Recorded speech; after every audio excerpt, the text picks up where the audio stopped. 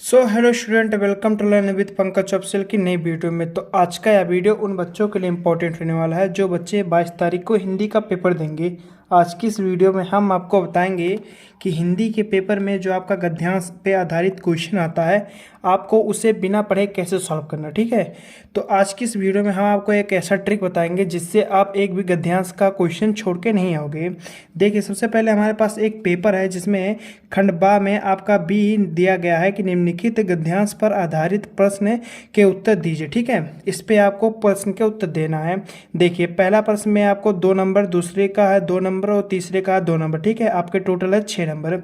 आपका 6 नंबर का एक गद्यांश का प्रश्न आता है। देखिए क्या कहा है कि कुसंग का ज्वार सबसे भयानक होता है। ठीक है, वह केवल नीति और सतविद्धि का ही नहीं नाश करता बल्कि बुद्धि का भी क्षय करता है। ठीक है, किसी युवा पुरुष की संगति यदि बुरी हो गई तो उसके पैरों में बंधी चक्की के समान होगी। ठीक है, तो आपका कुसंग का ज्वार भयानक होता है, यहाँ से लेकर आपका क्षय कर देता है, इतने रेखांकित अंश की आपको व्याख्या करना है। देखिए, आपको इसे कैसे सॉल्व करना है। सबसे पहले आपको अपने क्वेश्चन पेपर पे इसका प्रश्नोत्तर संख्या डालना पड़ेगा। ठीक है, आपको प्रश्नोत्तर संख्या डालना है। मैं आपको जैसे बता रहा हूँ आप ऐसे ही बोर्ड एग्जाम में करोगे। ठीक है, तो आपका 6 नंबर से एक भी नंबर नहीं कम होगा। ठीक है, तो देखिए प्रश्नोत्तर संख्या क्या है, बी। ठीक है, बी का केवा है, बी का हम जा रहे हैं पहला करने। ठीक है, तो देखिए सबसे पहले हम इसका लिखेंगे संदर्भ। देखिए गद्यांश, देखिए यहाँ पर क्वेश्चन दिया गया है, उपयुक्त गद्यांश का संदर्भ लिखिए। 2 नंबर का आपका गद्यांश का संदर्भ दिया जाता पहले, तो आपको क्या लिखना है, यहाँ पर लिखना है संदर्भ। ठीक है, आपको अच्छे से लिखना है, अच्छी राइटिंग में। ठीक है, हम आपको यहाँ पर बताने के लिए थोड़ा स्पीड कर रहे हैं जिससे हमारी राइटिंग में थोड़ा प्रभाव पड़ सकता है, पर आप लोग बोर्ड एग्जाम में अच्छी राइटिंग में लिखेंगे। देखिए गद्यांश का संदर्भ कैसे लिखा जाता है। देखिए, लिखने के लिए क्या करेंगे, लिखेंगे प्रस्तुत। ठीक है, आपको ऐसे लिखना है, प्रस्तुत पाठ, प्रस्तुत पाठ हमारी पाठ पुस्तक, पाठ पुस्तक, पाठ पुस्तक हिंदी, पाठ पुस्तक हिंदी, हिंदी के गद्य। ठीक है, हिंदी के गद्य खंड, गद्य के मित्रता। ठीक है, मित्रता नामक पाठ से लिया गया। ठीक है, पाठ से लिया गया है। ठीक है, किस पाठ से लिया गया है, मित्रता नामक पाठ से लिया गया है,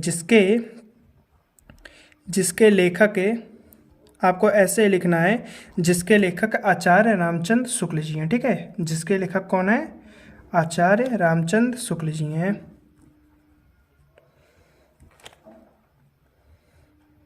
ठीक है, आपको ऐसे ही लिखना है, तब आपको जाके इस पे 2 नंबर मिलेगा। ठीक है, तो हमने संदर्भ में क्या लिखा है कि प्रस्तुत पाठ हमारी पाठ पुस्तक हिंदी के गद्य के मित्रता। ठीक है, आपको क्या लिखना है, मित्रता नामक पाठ से लिया गया है, जिसके लेखक आचार्य रामचंद्र शुक्ल जी हैं। ठीक है, उसके बाद देखिए दूसरा क्वेश्चन आपको क्या कह रहा है।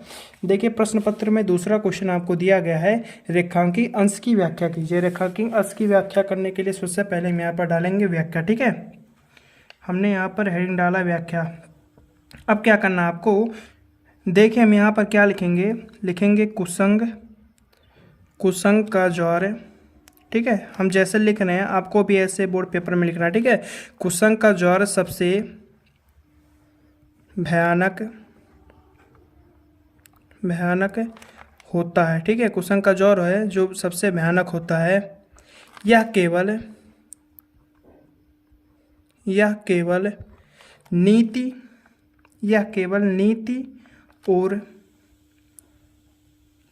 और सदृति का ही नाश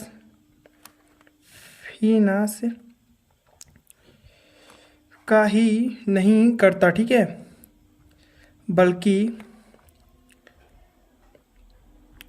बुद्धि का भी क्षय करता है। किसी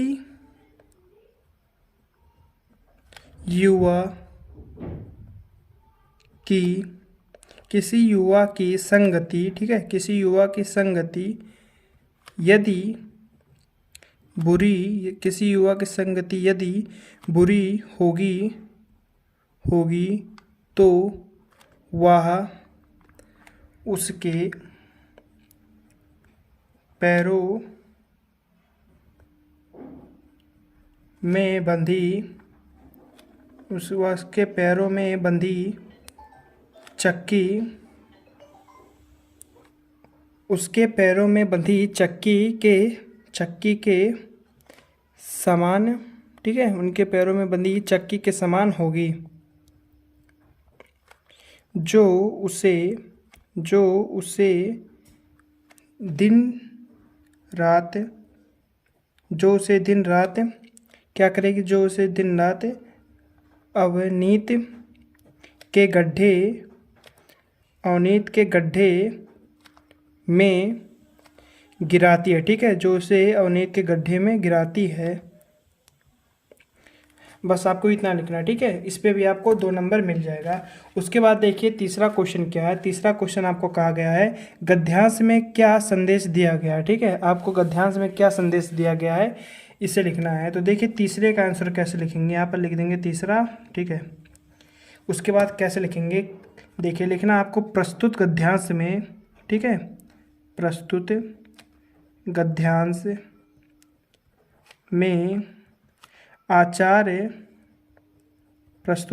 में आचार्य रामचंद्र शुक्ल जी ने बताया है कि यदि किसी व्यक्ति की संगति बुरी है तो वह उसके पैरों में बंधी, ठीक है, वह उसके पैरों में बंधी चक्की, ठीक है, वह उसके पैरों में बंधी चक्की के समान है। और यदि किसी व्यक्ति की संगति, ठीक है, यदि किसी व्यक्ति की संगति अच्छी है तो वह अमृत, ठीक है, तो वह अमृत के समान है, ठीक है। प्रस्तुत गद्यांश में आचार्य रामचंद्र शुक्ल जी ने बताया है कि यदि किसी व्यक्ति की संगति बुरी है तो वह उसके पैरों में बंधी चक्की के समान है, और यदि किसी व्यक्ति की संगति अच्छी है तो वह अमृत के समान है। बस आपको बोर्ड एग्जाम 2024 में जो आपका 22 तारीख को पेपर होगा, ठीक है, आपको ऐसे ही लिखना है। आपको इसमें 6 में 6 नंबर लाने से कोई नहीं रोक सकता, ठीक है। तो आज की इस वीडियो में बस इतना है। अगर आपको वीडियो पसंद आया हो तो वीडियो को लाइक कर देना, और चैनल पे नए हो तो चैनल को सब्सक्राइब कर देना ऐसे वीडियो को देखने के लिए। हम मिलते हैं किसी नेक्स्ट वीडियो में नेक्स्ट टॉपिक के साथ, तब तक के लिए बाय।